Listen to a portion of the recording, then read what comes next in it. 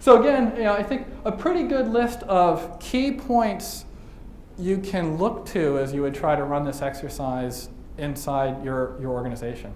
I think what this does provide then are some sort of hypotheses that you can pursue as you look at hotspots in the organization.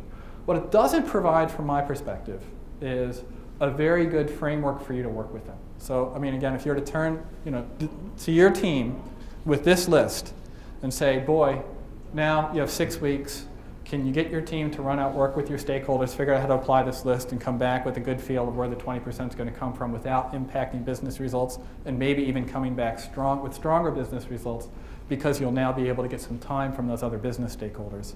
Will this list get you there or not? And I think the answer to that is maybe, maybe not. So what might in fact happen is that you come back after 2 weeks after sending your team out.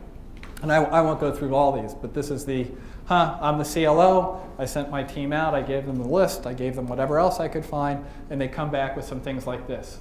Well, upper left, basically, I'm spending all my time on this, I'm doing a very deep dive on it, I'm 10% of the way through, and if you don't ask me not to do any more work for the next month, I'll be able to come back to you with an answer, which is, boy, this is really hard, I can spend a long time doing this. Or on the other hand, I found a little grain of sand over here on something which really isn't going to be too risky for us.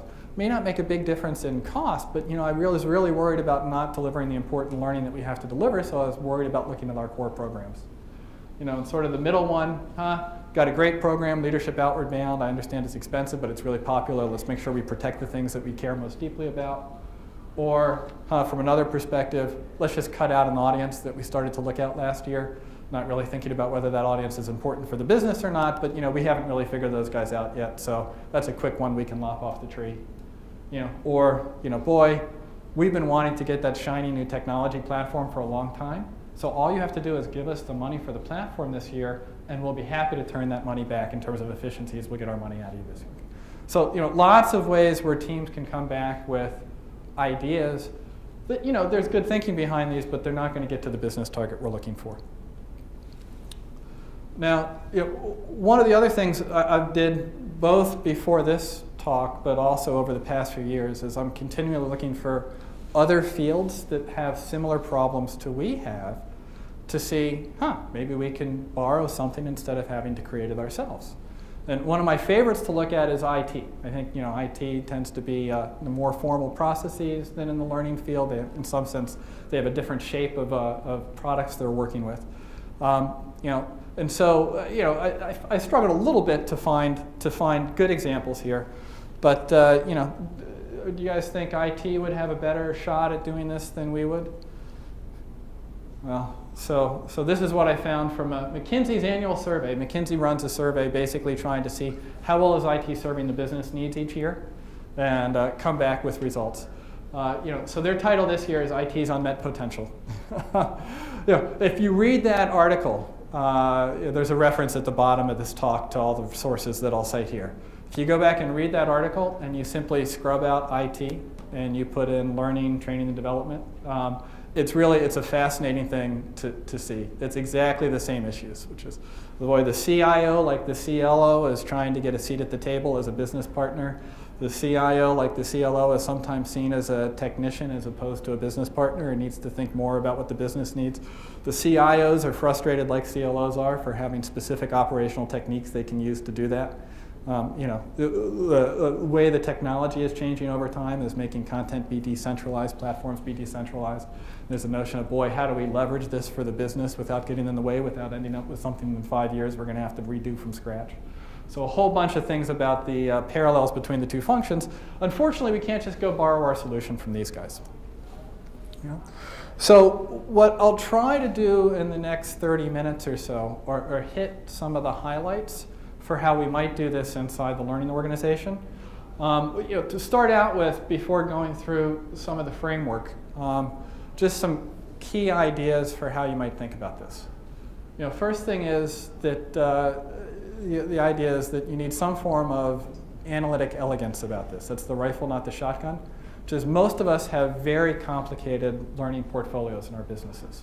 So that idea that we go and start to think through at a very deep level lots of what we do. We'll spend the entire year in analysis. We won't actually make any decisions. Okay? So you need some way of narrowing down fairly quickly on the few things that are going to make an impact quickly. So I'll describe a little bit about how to do that. Some of it is just really simple, which is tally up where the dollars go and look at the big buckets. Second is alignment and prioritization. One of the key admonitions that CLOs get time and again is you need to be more aligned with the business. You need to be more aligned with the business. Nobody really says that much about how you become more aligned with the business. So there's a framework in here which I borrowed, which I'll share with you, which I think is a good start at that. The third one is give sponsors control. And by sponsors here, I'm talking about the business stakeholders, the guys who are the lead executives in the groups for whom we're doing the training. I think it's been interesting over time. I came into the business in a content development group, Cognitive Arts, was since been acquired by NIIT some years ago. And we came in as a group that came out of a university lab, research lab with simulation-based learning, great ideas. We were incredibly arrogant. And when I think about, we built some great stuff, and we build great stuff now, but in the early days, we were just what you would expect from a bunch of guys who came out of a research lab at a university.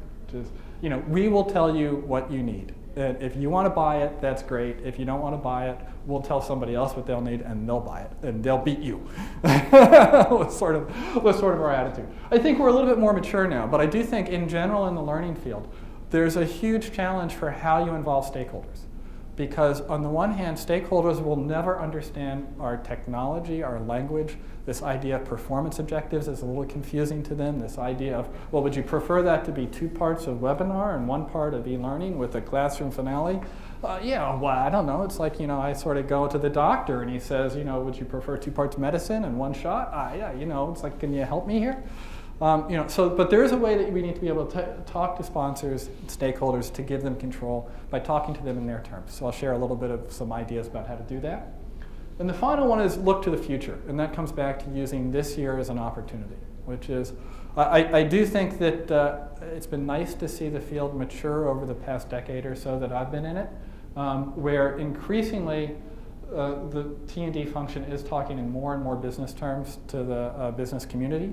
And I think that the more we can position that, the more we'll be able to make impact in the business, the more we'll be able to be recognized for that, the more we'll be able to get the level of investment you may believe that the T&D function should get, on and on and on and on. But I think the idea that using this year to make a bargain that says, you give me time to work with these guys in the way I want to work with these guys, and I'll give you back your 20%, and I'll give you a platform for next year that we'll be able to use ongoing for how we'll do this time and time again, is a good bet to be able to make this year.